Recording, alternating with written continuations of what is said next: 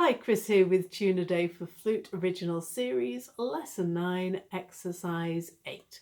This is a German folk song, and in here we're in mainly the lower register notes.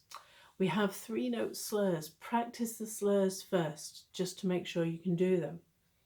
A, F sharp, G. Then we've got C, A, B.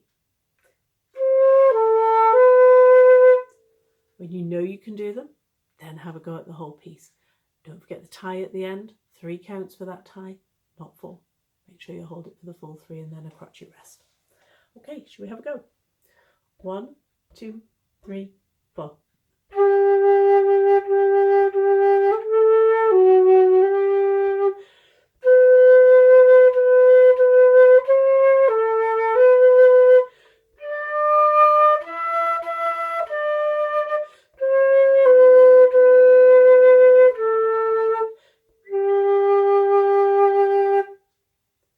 Did you get the crotchet rest? It's really important to feel that rest and take your flute down after the bar line, not before.